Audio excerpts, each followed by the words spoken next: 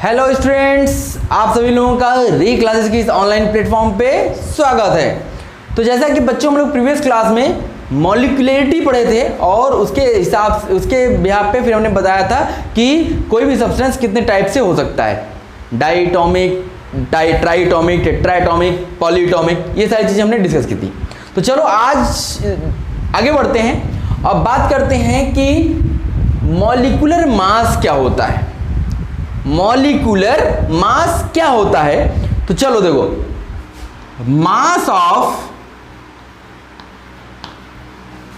One molecule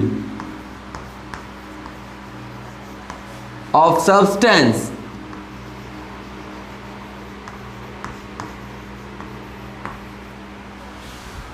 is known as molecular mass. Molecular mass. It is expressed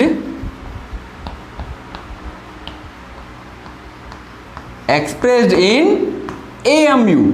इसको हम लोग किस में एक्सप्रेस करते हैं? AMU में एक्सप्रेस करते हैं।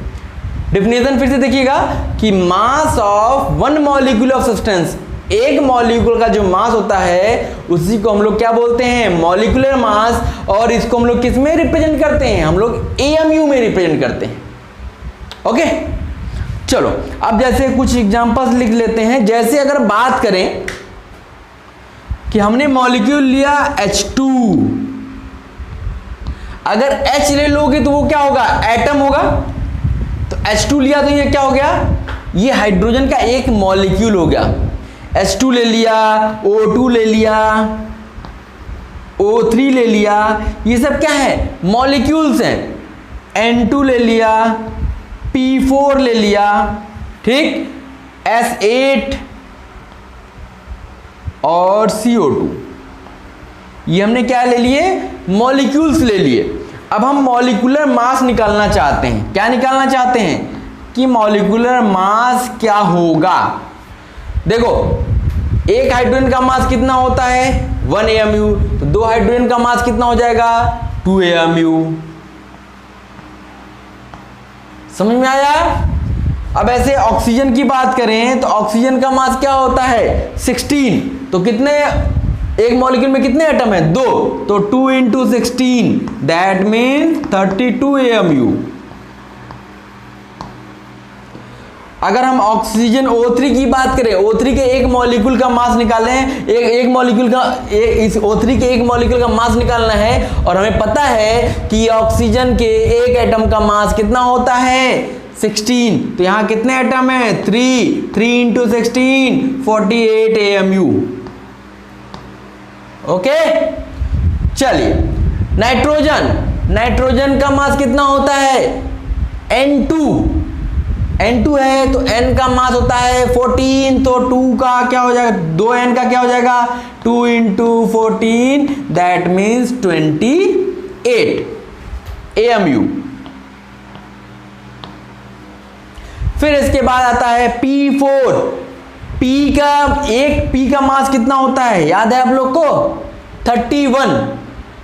इसका क्या होता है एटॉमिक नंबर? 15। मैंने याद करना बताया था आपको। अगर ऑड एटॉमिक नंबर है तो उसका मास क्या होता है? उसका जस्ट डबल कर दीजिए, +1 कर दीजिए। तो 15 2 या 30, 30 + 1 31। तो यहां कितने एटम्स हैं? 4। 4 × 31 दैट मीन्स 4 1 जा 4, 4 3 जा 12, 124 AMU। ओके, अब S8 का मतलब हो गया सल्फर का एक एटम का मास होता है 32। तो यहां कितने हैं? 8। 8 × 32 दैट मीन्स 8 2 जा 16, 8 3 जा 24, 125 AMU। ठीक है, अब देखो CO2 का मॉलिक्यूलर मास निकालना है तो इसमें क्या करेंगे? C का मास कितना? 12 प्लस C का एक एटम था, ऑक्सीजन के कितने एटम है? 2 × 16 32 प्लस 12 44 AMU। समझ में आ रहा है? अब अगर मान लो इसी मास को बोले कि भैया आप इसको ग्राम में निकाल के बताओ, ग्राम में निकाल के बताओ, तो आप क्या करोगे? हम लोग पढ़ते थे A1 AMU is equal to 1/Na gram, पढ़ा था ना। और इसी को हम लोग क्या बोलते थे? 1.67 इंटू 10 टू द पावर -24 ग्राम। यही था ना कि AMU को ग्राम में रिप्रेजेंट करना। ये क्या है? कन्वर्जन है। अगर आपसे पूछे कोई कि भैया ये तो आपने AMU में बताया, अब इसका मॉलिक्यूलर मास आप ग्राम में बता दो, तो क्या करोगे? जहां जहां AMU है वहां पे 2 इंटू 1.67 इंटू 10⁻24 कर दोगे। हर जगह AMU की जगह इतना कर दिया तो आपको क्या मिल जाएगा? ग्राम मिल जाएगा। ठीक, तो ये आपका क्या हो गया? Molecular mass. समझ में आ गया कि एक मॉलिक्यूल का जो मास होता है उसी को हम लोग मॉलिक्यूलर मास बोलते हैं। और ये क्या लिया गया है? ये एक मॉलिक्यूल लिया गया है। कार्बन डाइऑक्साइड का एक मॉलिक्यूल है, ये ओजोन का एक मॉलिक्यूल है, ये ऑक्सीजन का एक मॉलिक्यूल है। यहां पे जब दो या दो से अधिक एटम्स कंबाइन होते हैं तो वो क्या बनाते हैं? मॉलिक्यूल बनाते हैं। ठीक, नोट कीजिएगा। फिर हम आगे चलते हैं। चलिए अब हम आगे चलते हैं और बात करते हैं कि ग्राम मॉलिक्यूलर मास क्या होता है। ग्राम अभी हमने मॉलिक्यूलर मास की बात की थी, अब हम लोग ग्राम मॉलिक्यूलर मास की बात करते हैं। तो ये क्या होगा? Mass of 1 mole molecule of substance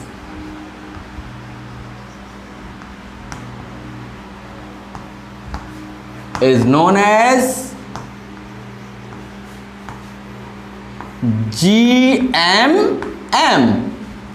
means एक मोल मॉलिक्यूल का जो मास होगा उसी को हम लोग क्या बोलते हैं? ग्राम मॉलिक्यूलर मास। या इसी डिफिनीशन को हम लोग और कैसे कह सकते हैं? इसको कह सकते हैं mass of 6.023 into 10 to the power 23 molecule of substance. Mass of 6.023 into 10 power 23 molecule of substance के मास को हम लोग क्या बोलेंगे? Gram molecular mass. क्योंकि 1 मोल में कितने मॉलिक्यूल होंगे? इतने मॉलिक्यूल्स होंगे। 1 मोल मॉलिक्यूल का मतलब इतने मॉलिक्यूल का जो मास होगा उसी को हम लोग क्या बोलेंगे? Gram molecular mass. And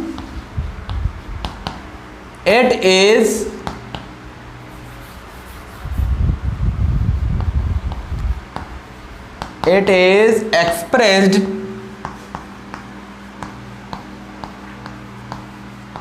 in grams। ये किस में एक्सप्रेस्ड होंगे? ग्राम्स में एक्सप्रेस्ड होंगे। ठीक है, तो ये हमारा क्या हो गया? ये हमारा ग्राम मॉलिक्यूलर मास हो गया। मतलब कि मास ऑफ 1 मोल मॉलिक्यूल का जो मास होगा उसी को हम लोग ग्राम मॉलिक्यूलर मास बोलते हैं। और मॉलिक्यूलर मास को हम लोग किस में एक्सप्रेस करते थे? AMU में। और ग्राम मॉलिक्यूलर मास को हम लोग किस में एक्सप्रेस करेंगे? ग्राम में। क्योंकि ग्राम लग गया इसका मतलब ये ग्राम में एक्सप्रेस होगा। ओके, नोट कीजिए। फिर हम आगे चलते हैं। चलो बच्चों, अब हम बात करते हैं। एक यहाँ पे एक टेबल बना हुआ है। अब यहाँ पे ये सारे मॉलिक्यूल्स दिए गए हैं। अब इसका कहता है कि मॉलिक्यूलर मास बताइए और इसका क्या बताइए? ग्राम मॉलिक्यूलर मास। और उसके बाद इसकी एटॉमिसिटी बताइए। ठीक है, तो ये हम लोग बताते हैं। देखो CO2, अब CO2 का एक मॉलिक्यूल का है मॉलिक्यूलर मास निकालना है तो C का कितना होता है? 12, O का 16, 16 दूनी 32, 10 42 44 44। और आप पता है आपको कि मॉलिक्यूलर मास किस में रिप्रेजेंट होता है? AMU में। ठीक, अब C6H12O6 इसका निकालिए। 6 का हो, C का हो गया 12, 12 into 6 plus 12 into 1 plus 6 into 16, solve कीजिए, ये आएगा आपका 180 AMU। अब ये ऐसे एलिमेंट्स हैं, ऐसे मॉलिक्यूल्स हैं, इसका आपको मॉलिक्यूलर मास याद रहना चाहिए। जैसे अगला क्या है, NH2CO NH2। अब ये है क्या बेसिकली, अब ये आपको फॉर्मूला पता होना चाहिए किस एलिमेंट का है, तो ये यूरिया है। NH2CO NH2 किसका है, यूरिया का है। तो यूरिया का मॉलिक्यूलर मास आपको पता होना चाहिए, कितना होता है 60 AMU। आपको बस निकाल लेना है, सारा पता है, N का पता, H का पता, C का पता, O का पता है, सब निकाल लेंगे। अगला क्या है, FeSO4 NH4 का ट्वाइस SO4 डॉट 6H2O। ये क्या है, इसको भी याद रखिए कि बहुत बढ़िया है। इसका नाम है, क्या नाम है इसका, इसका नाम है मोहर सॉल्ट। इसका क्या नाम है, मोहर सॉल्ट। अब इसका भी आप निकाल लो, Fe का होता है 39, S का हो गया 32, सबका नहीं सॉरी Fe का हो गया, मतलब आप सबका अलग अलग फाइंड कर लो। फाइंड करने के बाद आप जितने भी एटम्स दिए उसे मल्टीप्लाई कर लो और फाइनली इसका जो आएगा वो आएगा 392 AMU। ये आप निकाल लीजिएगा, जैसे मैं यहाँ पे लिख दे रहा हूँ, लेकिन आपको ये फाइंड करना है क्योंकि अभी आप सीख रहे हो। सीखने समय में आपको सारी चीज़ें पता होनी चाहिए। जैसे ये सबका मैंने एटॉमिक नंबर बताया था, आपको 30 से लेस देन जितने भी एलिमेंट्स हैं सबका मैंने एटॉमिक मास निकालना सिखाया था। तो आप निकालना सीख गए हो, तो आप यहाँ पे सबका निकाल करके निकालोगे तो आपको क्या मिलेगा, 392 AMU। अगला क्या है, देखो अगला है C12H22O11। इसका क्या नाम है पता है आप लोग को, इसका नाम है सुक्रोज। इसका क्या नाम है, सुक्रोज। और इस सुक्रोज का मोलिकुलर मास कितना हो जाएगा आप फाइंड करना। C का 12 into 12 plus 22 into 1 plus 11 into 16, that means ये आएगा 342 AMU। कितना आएगा, 342 AMU आएगा। नेक्स्ट देखिए C4H10, ये क्या है, C4H10, ये आप पढ़े होंगे 10th क्लास में।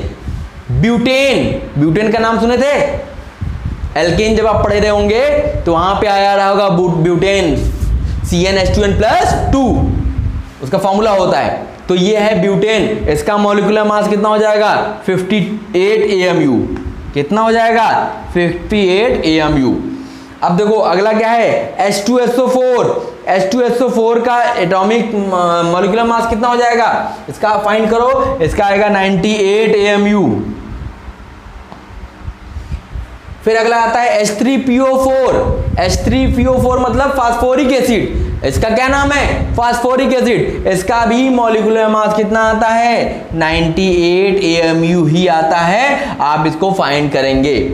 लास्ट में क्या है, KMnO4 पोटेशियम परमैंगनेट, इसका मॉलिक्यूलर मास कितना आता है, 158 AMU। कितना आता है, 158 AMU। तो आपका काम क्या है बच्चों, आपका हर एक एलिमेंट का मॉलिक्यूलर मास पता होना होगा, तो उसके हिसाब से सबका फाइंड करेंगे। पूरा कैलकुलेशन करके ये कहां से 392 आया आप निकालिए, ताकि आप प्रैक्टिस हो जाएगी, तो आपको नहीं भी याद रहता है तो आप निकालना सीख लोगे। और सबसे बड़ी चीज है, इन सारे जो भी दिए गए इन सब का मॉलिक्यूलर मास आपको पता होना चाहिए, क्योंकि ये बहुत ज्यादा यूज होते हैं केमिस्ट्री में। चलो ये तो बात हो गई मॉलिक्यूलर मास की। अब हमें अगला कॉलम क्या भरना है, ग्राम मॉलिक्यूलर मास। अब देखो ग्राम मॉलिक्यूलर मास हमने बताया, जैसे पहले का लिखा, CO2 का मॉलिक्यूलर मास कितना दिया है, 44 AMU, यही है। और आपको पता है कि ग्राम मॉलिक्यूलर मास को किसमें रिप्रेजेंट करते हैं, ग्राम में। तो अब इसको ग्राम में चेंज करते हैं, तो देखो 44 इंटू AMU को ग्राम में बदला कितना, 1/Na ग्राम।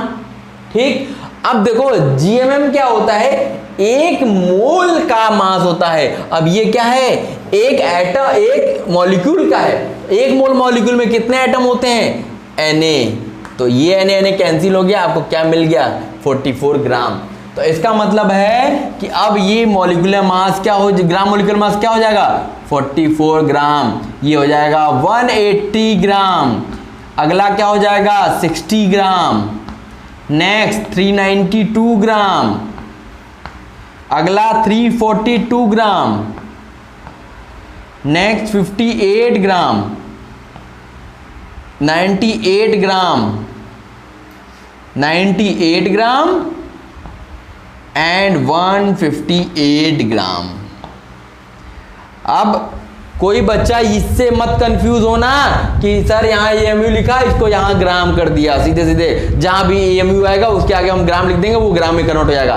ये थिंकिंग मत रखिएगा, वो निकाल रहे हैं तब आ रहा है, याद रखिएगा, ठीक है। तो ये इसके क्या हो गए, ग्राम मॉलिक्यूलर मास हो गया। अब चलो अब अगले की बात करते हैं। अगला क्या है, एटॉमिसिटी। मीन्स एक मॉलिक्यूल में नंबर ऑफ एटम्स कितने हैं, उसी वही उसकी क्या होती है, एटॉमिसिटी होती है। तो देखो पहले CO2 में कार्बन का एटम कितना, एक, ऑक्सीजन के कितने, दो, टोटल नंबर ऑफ एटम्स 3। इसकी एटॉमिसिटी कितनी हो जाएगी, 3 हो जाएगी। अगला देखिए C6H12O6, कार्बन के 6, हाइड्रोजन के 12, ऑक्सीजन के 6, तो हो गया 24 एटॉमिसिटी, ठीक। अगला चलिए NH2CONH2, N के 2 हैं, H के 4 हैं, 4 2 6 7 8, हाँ 1 2 1 3 4 5 6 7 8, तो NH2CONH2 के एटॉमिसिटी कितनी है, 8। FeSO4 NH4 का ट्वाइस SO4.6H2O। अब यहाँ एटॉमिसिटी देखिए 1 2 4 2 6 6 2 8 8 8 16 17 4 21 21 प्लस 12 33 33 प्लस 6 39, तो इसकी एटॉमिसिटी कितनी हो गई, 39।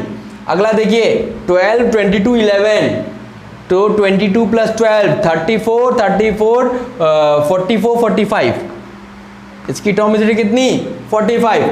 फिर नेक्स्ट चलिए C4H10, इसका तो दिख ही रहा है 14।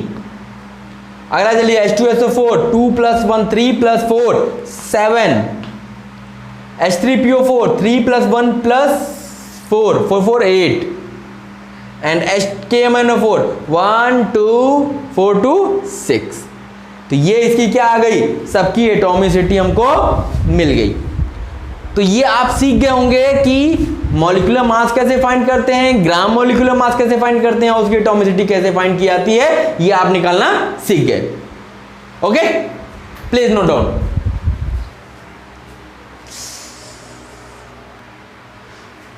चलिए अब हम बात करते हैं कि नंबर ऑफ ग्राम मॉलिक्यूल्स ये क्या होता है। नंबर ऑफ ग्राम मॉलिक्यूल्स, जैसे कि हम लोग प्रीवियस क्लास में जब हम पढ़ रहे थे तो वहां पे आया था नंबर ऑफ ग्राम एटम्स। तो नंबर ऑफ ग्राम एटम्स क्या होता था, मतलब वहां पे हम लोग क्या फाइंड करते थे, मोल फाइंड करते थे।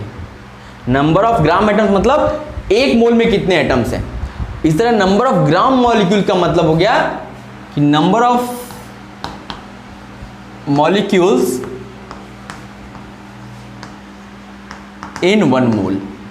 इसका बेसिक मतलब यही है कि एक मोल में कितने मॉलिक्यूल्स हैं, उसी को हम लोग बोल देते हैं number of gram molecules. Gram molecules, तो देखो मोल्स जो हमने पढ़ा था, मोल्स, अब ये मोल्स को हम लोग क्या क्या कह सकते हैं। देखो इस मोल को हम लोग क्या क्या कह सकते हैं, जैसे इस मोल को कह सकते हैं ग्राम मॉलिक्यूल,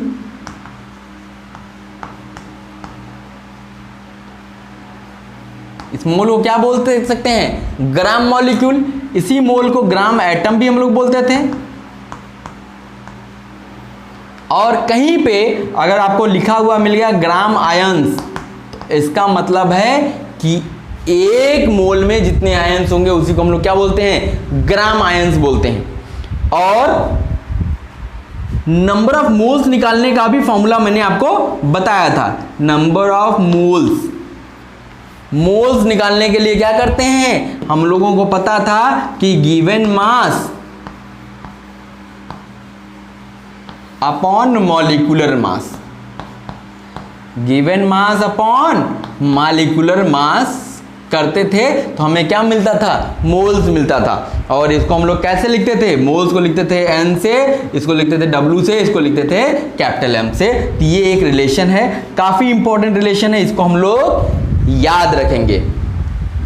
इसको हम लोग याद रखेंगे, ये काफी इंपॉर्टेंट रिलेशन है और बहुत ही फ्रिक्वेंटली इसका यूज किया जाता है। सबसे ज्यादा यूज होने वाला मोल कॉन्सेप्ट में यही फॉर्मूला है। मोल्स आपको हर जगह निकालना होगा, चाहे एटम्स निकालना हो चाहे कुछ भी निकालना हो, मोल्स आपको हर जगह निकालना होगा, इसलिए इस फॉर्मूले को हम लोग हमेशा याद रखेंगे। ठीक है, इसको नोट कर लीजिए, फिर हमारे कुछ क्वेश्चंस लेते हैं। चलिए, अब यहाँ पे कुछ क्वेश्चन लिखा हुआ है, ये कहता है कि find calculate the number of moles in the following. सब में हमें क्या फाइंड करना है? मोल्स फाइंड करना है। अब देखिए कैसे फाइंड करते हैं, ये देखिएगा। जैसे इस क्वेश्चन की बात करते हैं, कहता है 9.9 gram of H2O, 9 gram H2O का में मोल फाइंड करना है। तो अब देखो, मोल फाइंड करने के लिए हमने क्या बोला था, ऊपर क्या आता है? गिवन मास अपॉन नीचे आता है मॉलिक्यूलर मास। अब यहाँ गिवन मास कितना है? 9 ग्राम है, और H2O का मॉलिक्यूलर मास क्या हो जाएगा? H का 2 प्लस O, 16 प्लस 2 18, तो ये क्या हो गया? 0.5 मोल। ठीक है, अब आ जाओ KMnO4। जब हम लोग KMnO4 की बात करते हैं तो अभी हमने इसका मॉलिक्यूलर मास आपको बताया था, क्या होता है? 158। अब देखो यहाँ पे गिवन मास कितना है? 31.6 अपॉन 158। तो ये देखो डेसिमल हटा दो तो ये हो जाएगा 5, तो इसका मतलब 1/5। ठीक है, चलो अब अगला चलते हैं। 12.8 मिलीग्राम दिया हुआ है, तो हमें पहले इसको क्या करना पड़ेगा? ग्राम में कन्वर्ट करना पड़ेगा। तो 12.8 मिलीग्राम मतलब 10⁻³ ग्राम अपॉन, अब है SO2 का मतलब S का 32 प्लस 16 × 2 32, 32 प्लस 32 64, इससे इसको डिवाइड किया तो 0.2, तो इसका मतलब हो गया 0.2 × 10⁻³ मोल। ठीक, या उसको आप लिख सकते हो 2 × 10⁻⁴। चलो अब आगे चलते हैं, हम बात करते हैं 8 माइक्रोग्राम ऑफ CH4।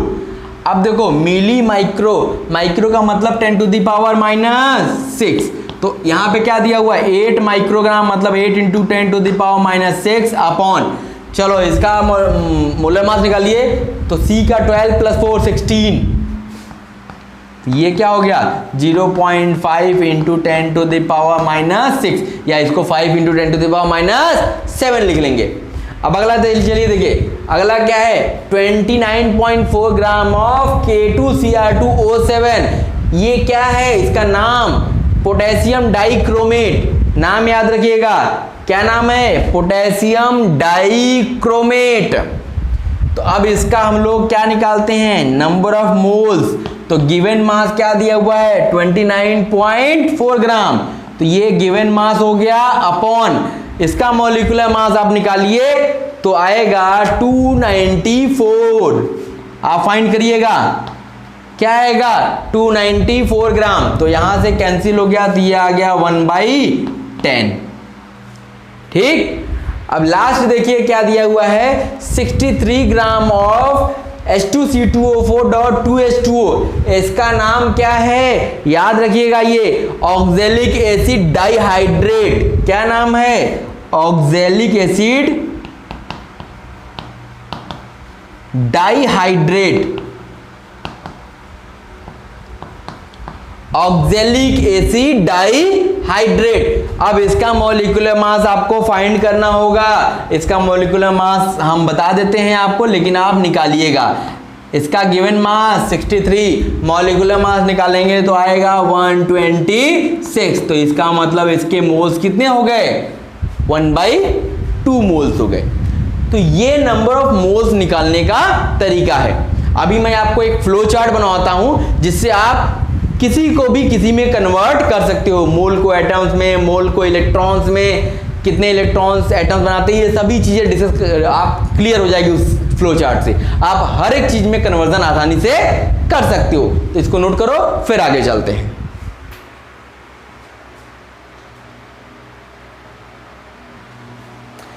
चलो बच्चों, अब हम आपको एक कन्वर्जन बताते हैं, फ्लो चार्ट बनाते हैं, इससे आप किसी को भी किसी में कन्वर्ट कर सकते हो। तो चलो बहुत ध्यान से देखना। जैसे अगर मान लो मास को हमें मोल्स में कन्वर्ट करना हो, या मोल्स को मास में कन्वर्ट करना हो तो कैसे करेंगे, या मोल्स को मॉलिक्यूल्स में, मॉलिक्यूल्स को एटम्स में करना हो तो कैसे करेंगे। देखो, अगर मान लिया मास को हम मोल्स में कन्वर्ट करना चाहते हैं, किसको कन्वर्ट करना चाहते हैं, मास को मोल्स में, इसका मतलब मोल्स निकालना है। मास आपको गिवन होगा W, और मॉलिक्यूलर मास आप तो जानते ही हो। तो इसका मतलब है अगर मोल निकालना है तो मास अपॉन मॉलिक्यूलर मास कर दिया तो क्या आ गया, मोल्स आ गया।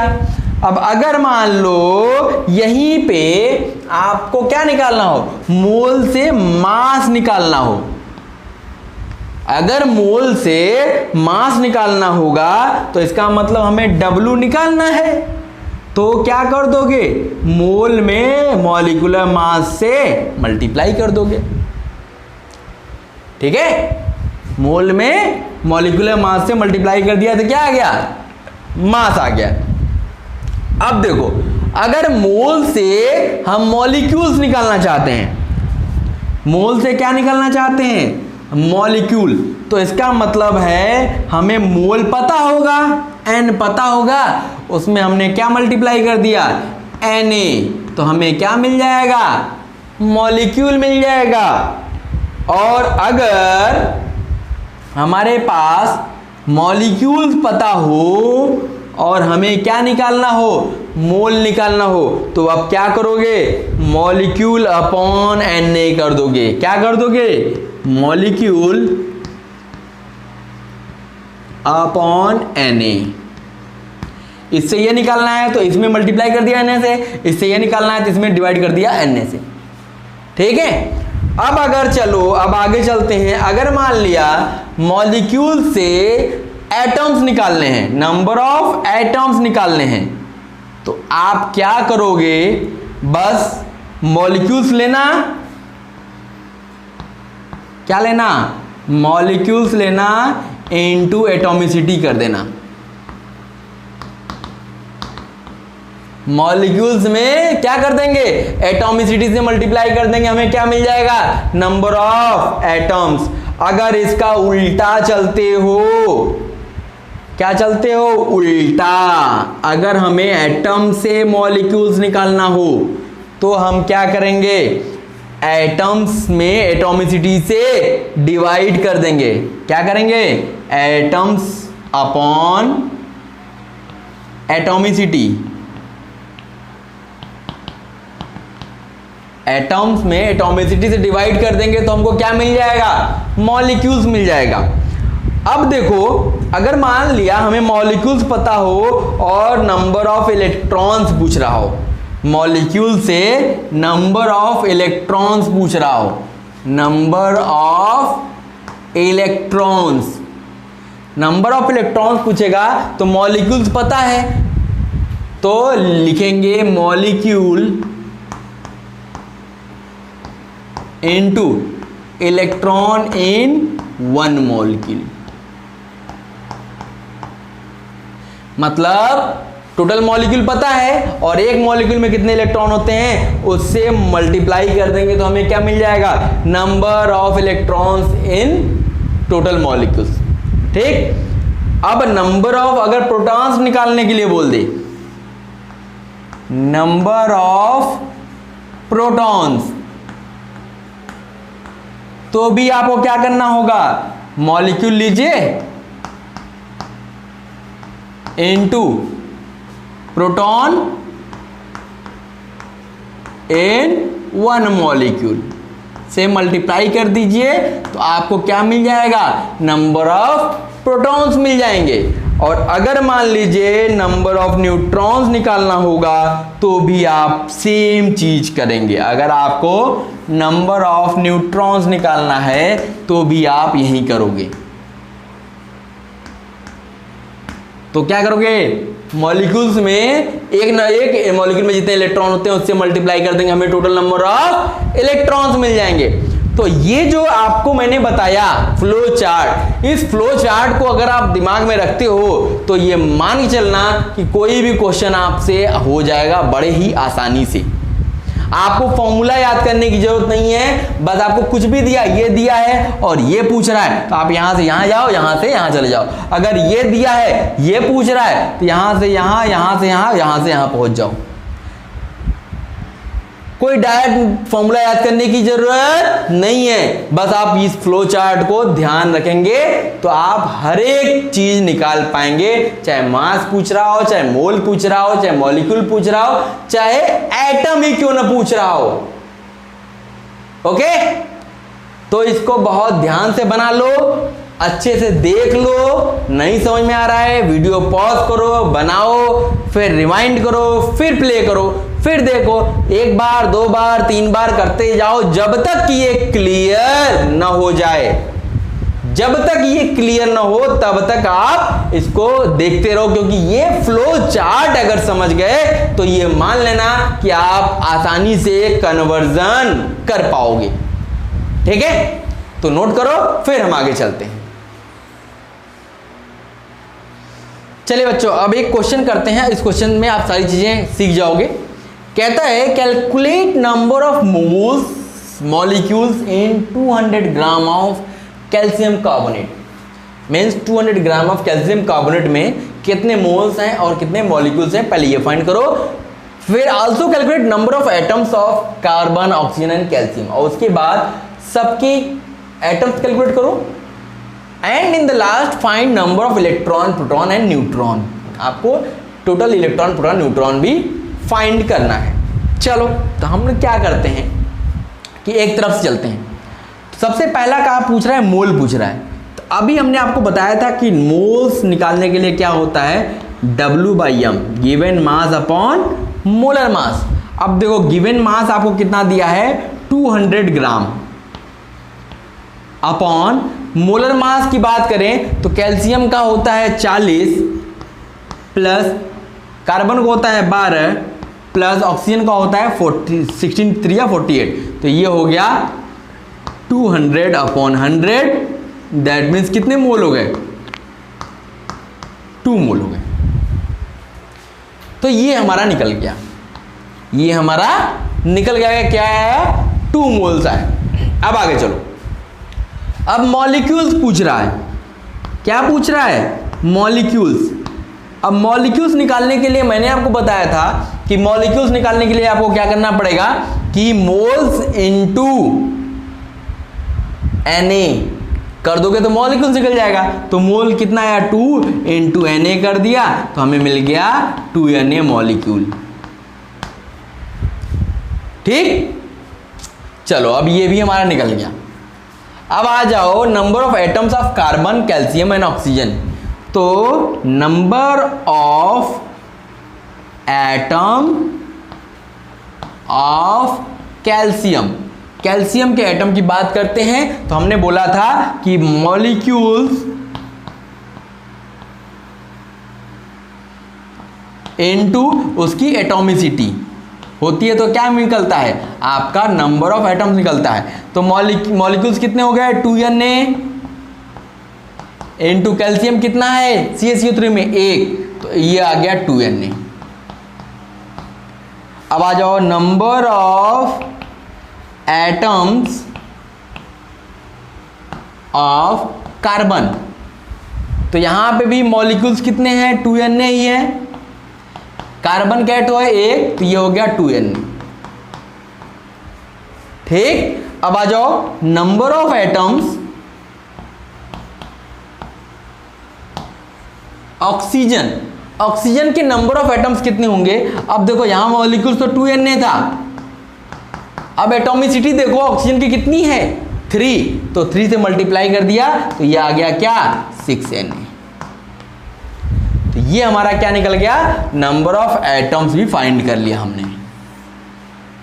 क्या फाइंड कर लिया, नंबर ऑफ एटम्स भी हमने फाइंड कर लिए। अब आगे चलते हैं। अब कहता है find total number of electron, proton, neutrons. अब देखो सबसे पहले calcium, oxygen, carbon and oxygen, 3 elements हमारे पास दिए गए हैं। हमें क्या करना है, देखो कैल्शियम का एटॉमिक नंबर कितना होता है 20, इसका कितना होता है 6, इसका कितना होता है 8। तो देखो इलेक्ट्रॉन कितने होंगे, प्रोटॉन कितने होंगे, न्यूट्रॉन कितने होंगे, ये देखा जाए। देखो इलेक्ट्रॉन तो हो गए 20, जितना एटॉमिक नंबर उतने इलेक्ट्रॉन उतने ही प्रोटॉन। अगर इनके मास की बात करें तो इसका होता है 40, इसका होता है 12 और इसका होता है 16। ये क्या हो गया, मॉलिक्यूलर एटॉमिक मास। अब देखो न्यूट्रॉन निकालने के लिए क्या करोगे, 40 - 20 करोगे, कितना आएगा 20। यहां पे इसका 6 एटॉमिक नंबर, यहाँ 12, तो ये भी 6 और ये भी 6, ये क्या हो जाएगा 16 - 8, ये 8 इलेक्ट्रॉन 8 प्रोटॉन और 16 - 8 न्यूट्रॉन। तो ये हमारे सबके इलेक्ट्रॉन प्रोटॉन न्यूट्रॉन क्या आ गए, सेम आ गए। मतलब कैल्शियम में भी इलेक्ट्रॉन प्रोटॉन न्यूट्रॉन 20 है, इधर 6 इलेक्ट्रॉन प्रोटॉन न्यूट्रॉन और इधर 8 इलेक्ट्रॉन प्रोटॉन न्यूट्रॉन। तो हम क्या करते हैं, total electron proton neutron in one molecule of CaCO3। CaCO3 के एक मॉलिक्यूल में टोटल इलेक्ट्रॉन प्रोटॉन न्यूट्रॉन कितने हैं। चलो देखो इसमें 20 प्लस कार्बन में 6 प्लस 8 × 3, इसका मतलब हो गया 24 + 20 50, 44 प्लस 6 48, 20 + 6 × 8 × 3, हाँ ये हो गया 50। ठीक है, number of electron proton neutron in one molecule, एक मॉलिक्यूल में आया तो टोटल इलेक्ट्रॉन प्रोटॉन न्यूट्रॉन कितना हो जाएगा, टोटल इलेक्ट्रॉन या प्रोटॉन या न्यूट्रॉन इन 2Na मॉलिक्यूल, 2Na मॉलिक्यूल था ना, यहाँ देखो 2Na मॉलिक्यूल था, तो ये कितना हो जाएगा 2Na × 50, दैट मीन्स ये क्या हो गया 100Na। ये हमारा फाइनल आंसर है। मतलब टोटल इलेक्ट्रॉन कितने 100Na, प्रोटॉन कितने 100Na, न्यूट्रॉन कितने 100Na। तो ये क्वेश्चन आपको हर एक चीज के बारे में पूरी तरह आइडिया प्रोवाइड कर देगा। समझ गए, इस क्वेश्चन में मैंने सब चीज निकाल लिया, मोल्स भी निकाल लिया, मॉलिक्यूल भी निकाल लिया, एटम भी निकाल लिया और इलेक्ट्रॉन प्रोटॉन न्यूट्रॉन भी निकाल लिए। ठीक है, चलो नोट कर लो, फिर आगे चलते हैं, 1-2 क्वेश्चन और करते हैं। Note down. चलिए एक छोटा सा क्वेश्चन और करते हैं जिससे आपका कॉन्सेप्ट क्लियर हो जाए। कहता है कि calculate number of electrons in 1.6 gram of CH4।